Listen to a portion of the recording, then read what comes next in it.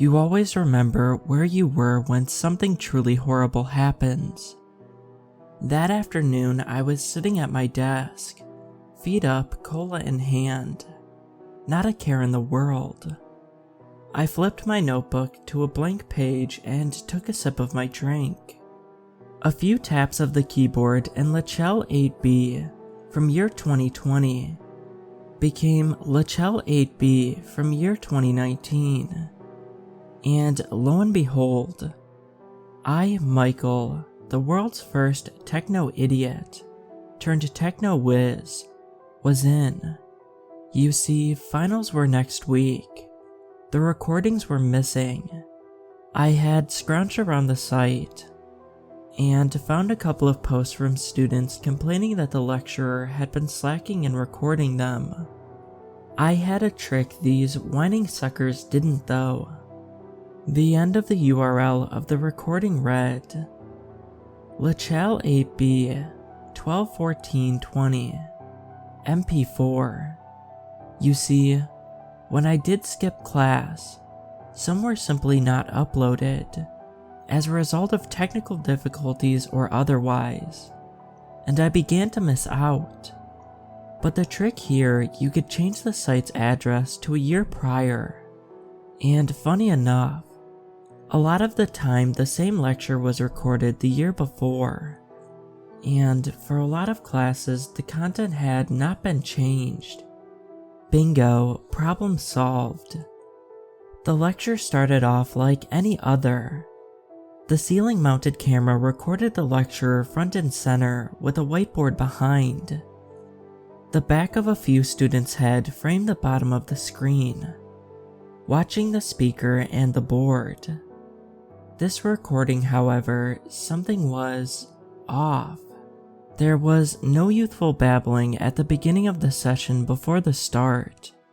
The video feed was slightly grayscale and the picture a little out of focus, as if the camera and projector hadn't been tended to in some time. Most curiously, the whiteboard had one word untidily written in red, Elizabeth. I stared at my screen, utterly intrigued. The students in the video did not move nor speak. They only stared forward at the whiteboard in center frame. This surely couldn't have been my class. These guys had funeral service behavior. And who was this woman? I haven't seen her around campus before.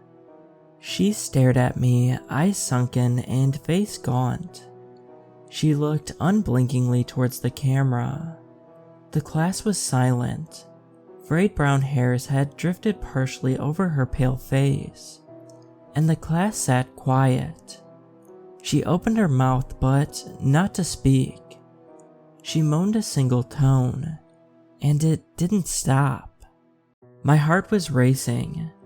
It felt less like I was watching her and more like she was watching me. I stared back at the holes in her face. The sound coming out of her mouth began to sound like a distant blowfly, buzzing a deep hum.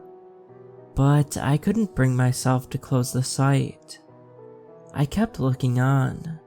My stomach twisted and turned, but I simply couldn't look away. What the hell was she doing? And then, I saw it.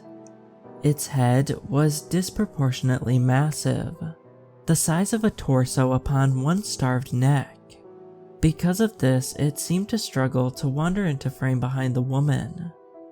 It moved unpredictably, stepping one foot forward only to move the other backward, to steady itself under its leaning head.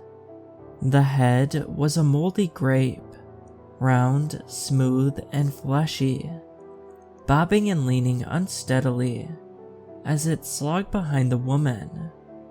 It was then close enough to breathe on the woman's neck. Abruptly, she shut her mouth.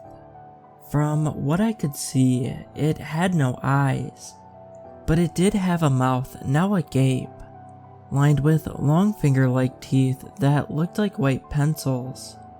That was the last time I saw her face. the thing engulfed her head with its own, its gangly body hanging limp, its lips still tightly wrapped around her throat. The previously motionless students broke into a screaming frenzy, jumping and climbing out of their seats, clambering over one another. And then, nothing. The screen went black. I felt like throwing up. I reached for my bin, and then it hit me. It was a practical joke, right? Come on, Michael, a joke? And you can't even hit replay? When I did, I paused it before the woman walked into frame. Wherever this lecture hall was, it was familiar, but blurry, both in vision and memory. Like every good one, there is a truth behind the joke. A hurtful jest has you wondering if someone really meant to hurt you. A bitterness left behind. And when I stared at my screen, I couldn't help but think about some sort of hurtful truth behind it all. I knew where the room was. A couple nights later, I found my head still spinning when drifting away to thoughts of the video. The head, the teeth going through her neck at one end and coming out the other. The way it never let go after it swallowed her. It was a couple hours past midnight, and the campus was utterly haunting.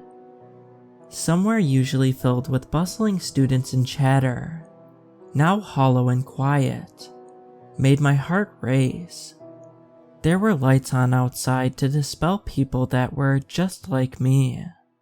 I wrestled with the locked door of the east wing for a while.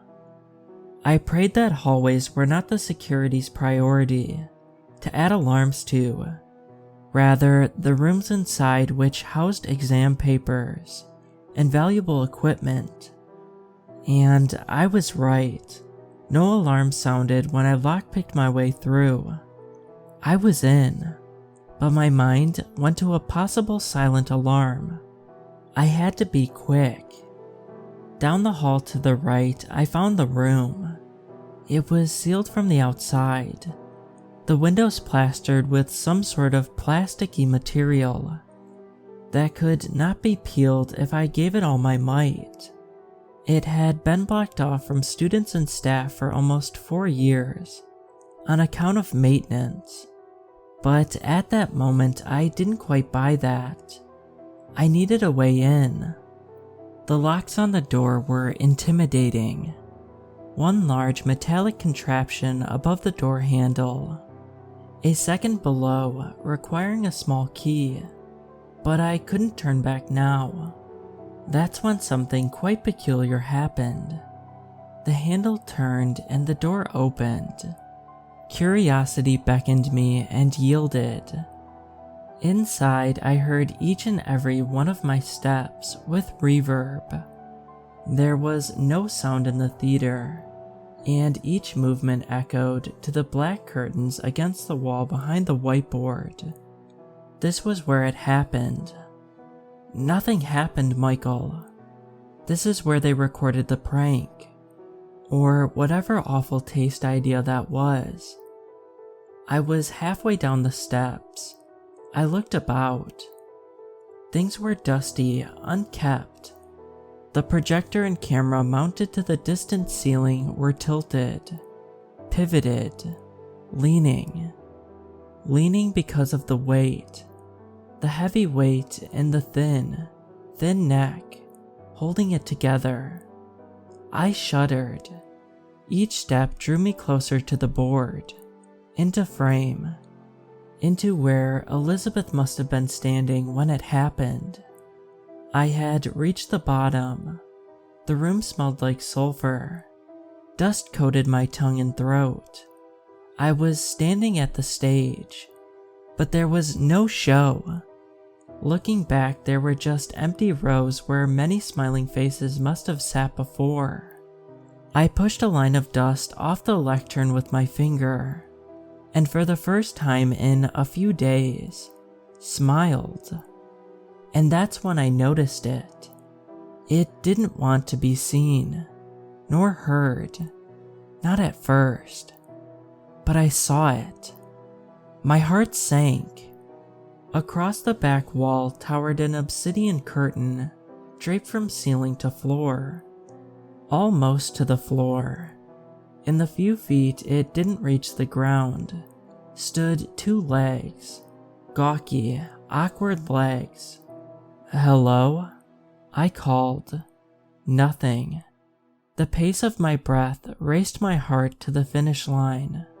I flicked the dust off my finger with one sweaty palm. Who's there? I shuddered out a cry. Nothing. The two sticks stood awkwardly posed behind the curtain. Each stride made me think my heart was going to give out. It almost did when it darted behind the curtain from one end to the other. My hand touched the fabric. It felt like razor wire to me. My body refused to pull it away. When I did, I knew I should have stayed home. The rotten peach of skin upon a sickening contorted frame stood before me.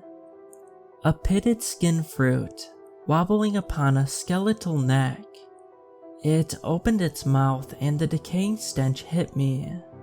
Through its fence of box cutter incisors, staring into the void of its throat, I think I saw her. I'll see you soon, Elizabeth. For the most part, the university site was down. Before they took the course Q&A forum down, I signed my post off with, "Thanks, Brian." The majority of the university's website functionality had been cordoned off.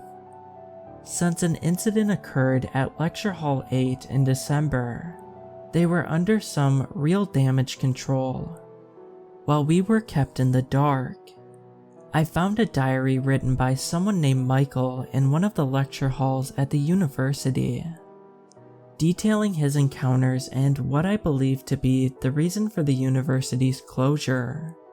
And thanks to him, I had a workaround to access lectures. I changed the URL of one of the lecture recordings we were emailed to access some of 2020's videos, hoping that the lecture content hadn't changed much, and that it would still apply for the 2021 course. This footage, however, something wasn't quite right. The video was a tinge grayscale, and the picture out of focus, as if the camera and projector hadn't been tended to in some time. Most remarkably, the whiteboard had one word untidily written in red: Michael.